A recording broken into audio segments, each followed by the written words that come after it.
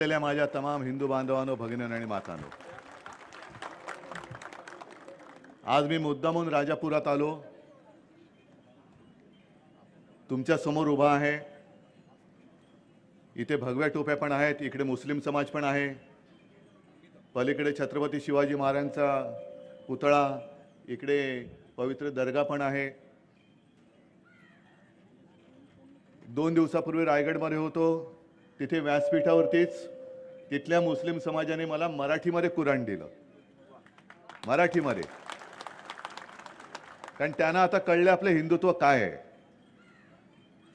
मी पुन्हा इथे सांगतो की आपलं जे हिंदुत्व आहे ते धर्माधर्मात आगी लावणारं हिंदुत्व नाही। जो कोणी हा देश आपला मानतो, जो कोणी या देशासाठी लढायला तयार आहे, देशासाठी मरायला तयार आहे, तो आमचा आहे, हे आमचं हिंदुत्व आहे। तसं पाहिलं तर अजूनही उन्हाळा सुरू नाही झालेला, पण 2 दिवस भयानक ऊन आहे आणि मला खरंच थोडंसं अवघडल्यासारखं होतं, कारण मला इकडे छप्पर बांधले आणि तुम्ही सगळे उन्हामध्ये आहात। मी माझं सांगण्याचं काम करतोय, देशभरामध्ये यांच्या कारभाराचे चटके बसतायत ना, म्हणजे ऊन तर प्रखर आहे, चटके बसतायत, तरी देखील कुठेतरी मूळ मुद्दे बाजूला ठेवून एक वेड पांघरायचं आणि त्याच्यामध्ये सगळ्यांना वेड करायचं, पुन्हा सत्तेवरती यायचं। विनायकजी, तुम्ही आता जे सांगत होता, राजनला धन्यवाद आणि त्याची पाठ थोपटायला मी इकडे आलेलो आहे, कारण आता या संकटाच्या काळामध्येच कळतं आपलं कोण आणि परकं कोण। ही इकडे यादी दिलेली आहे, या इकडे, नाही एक मिनिट, हे काय तुमच्या घरी काय काय त्याची किंमत, बरं किंमत करून खाली सही कोणाची आहे? सुशांत बंडोपंत चव्हाण, मराठी माणूस, त्यांनीच खाली सही केले। अहो सुशांतजी, चव्हाण तुमचं नाव आहे, मराठी असाल अशी माझी आशा आहे, पण तुम्ही शिवाजी महाराजांच्या मूर्तीची किंमत लावता। किती किंमत लावले? 5000 रुपये। अहो तुमची किंमत किती चव्हाण साहेब, तुमची किंमत किती? तुमची किंमत तुम्ही याच्यात दाखवले, माझ्या महाराजांच्या मूर्तीची किंमत 5000 रुपये करता तुम्ही? शरम नाही वाटत? कोणत्या कुळात जन्मला तुम्ही? कोण होते तुमचे पूर्वज? म्हणजे नालायक माणसं किती असतात। महाराजांच्या पवित्र, ही महाराजांची मूर्ती आहे, ती महाराजांची मूर्ती आहे, त्याची किंमत 5000 रुपये। कोणाची चाकरी करताय तुम्ही? ही अशी जी काही नतद्रष्ट माणसं आहे, यांची किंमत काय ती आता आपण ओळखली पाहिजे, यांची किंमत ओळखली पाहिजे। महाराजांच्या मूर्तीची किंमत 5000 रुपये, बाळासाहेबांचा फोटो आणि लाकडी चेअर त्याची किंमत लावले 10000 रुपये। अहो तुमच्या 7 पिढ्या जन्मल्या ना चव्हाण साहेब, तरी याची किंमत कोणी चुकवू शकणार नाही, एवढी त्याची अमूल्य किंमत आहे। आणि माझं तर म्हणणं की लावायची जी किंमत लावायची लावा आणि टाका राजन साळवीला आतमध्ये। पण साधं तुम्हाला कळत नाही, तुमच्या घरातल्या आई वडिलांची किंमत जर कोणी केली तर चालेल चव्हाण साहेब? आई वडिलांची किंमत करतो आम्ही तुमच्या, हे आमचे आई वडील आहेत, छत्रपती शिवाजी महाराज आणि बाळासाहेब तर माझे वडील आहेतच। मिंद्यांच्या वडिलांची विंद्याने किंमत नाही म्हणून ते माझे वडील चोरत आहेत, त्यांना कळले माझ्या वडिलांची किंमत, पण चव्हाण तुम्हाला नाही कळली। पण का हे सगळं मागे लागताय? तर राजन साळवी मिंदेकडे किंवा भाजपकडे गेले नाही म्हणून। तो जो पुतळा उभा केलेला आहे त्याच्यावरती पालकमंत्री म्हणून तेव्हाच्या रवींद्र वायकरांचं नाव आहे, रवींद्र वायकरांच्या घरी ईडी, यांच्या घरी ईडी। म्हणजे तुम्हाला सगळे फुटीर लोक पाहिजेत, गद्दार लोक पाहिजेत, आणि जे जात नाहीत त्यांच्या मागे तुम्ही दडपण आणतात। पण किती केलं तरी हा मर्द मावळा हा झुकणार नाही, मोडेन पण वाकणार तर नाहीच, पण तुम्हाला मोडून टाकल्याशिवाय राहणार नाही। म्हणून मी या यंत्रणेतल्या सगळ्या अधिकाऱ्यांना सांगतोय की दिवस बदलत असतात, दुर्दैवाने आज त्यांचे दिवस आहेत, पण त्यांचे दिवस फिरले तर तुमचे सुद्धा दिवस फिरतील, हे अशा अधिकाऱ्यांनी लक्षात ठेवावं। ही नोंद आम्ही घेतलेली आहे, ही नोंद आम्ही घेतली। उद्या दिवस त्यांचे फिरले होते, तुमचे दिवस आणखीन वाकडे होतील। सरकार येतं आणि सरकार जातं। आजपर्यंत देशात अनेक पंतप्रधान झाले, आजपर्यंत महाराष्ट्रामध्ये अनेक मुख्यमंत्री झाले, मी पण होतोच, पण कोणी अमरपट्टा घेऊन येत नाही. कोणीही ना आयुष्याचा अमरपट्टा घेऊन येतं आणि कोणीही सत्तेचा अमरपट्टा घेऊन येत नाही. अजिबात येत नाही. सत्ता येते, सत्ता जाते. पण त्यावेळेला जर का मी कुत्रा शब्द वापरत नाही, कुत्रा मला आवडता प्राणी आणि इमानदार असतो, पण लांडग्यासारखी कोणाची जर का तुम्ही लाचारी करणार असाल तर सत्ता बदलल्यानंतर तुमची लांडगीगिरी काय आहे, कोल्हेगिरी काय आहे, ही आम्हाला सरळ कशी करावी लागेल ती आम्ही केल्याशिवाय राहणार नाही. कोणी कंप्लेंट केले राजन साळवीवरती, काय प्रॉपर्टी त्याची सापडले, आणि मग त्यांची प्रॉपर्टी सापडली असेल तर राजापुरामध्ये आता नवीन इच्छुक उमेदवार म्हणून जे काय खर्च करतायत त्यांच्या घरी धाड टाका. पहिली त्यांच्या घरी टाका ना धाड. कुठून आणलेत पैसे तुम्ही? त्यांचे भाऊ पण आहेत पलीकडे, त्यांच्या संपत्तीची चौकशी करा. जाहिराती करतायत, प्रत्येक गोष्टीमध्ये पैसे काढतायत, त्याची चौकशी कोण करणार? आणि कोणीतरी काहीतरी म्हणतं म्हणून लगेच तक्रार नोंदवून तुम्ही जर का यांच्यामध्ये घरामध्ये घुसणार असाल तर परवाच भाजपच्या आमदारांनी जो गोळीबार केलाय गणपत गायकवाड, ठीक आहे, त्याचं भांडण त्या मिंदे आणि मिंदेच्या पोराशी जे आहे तो काय निकाल लागायचं ते लागेल.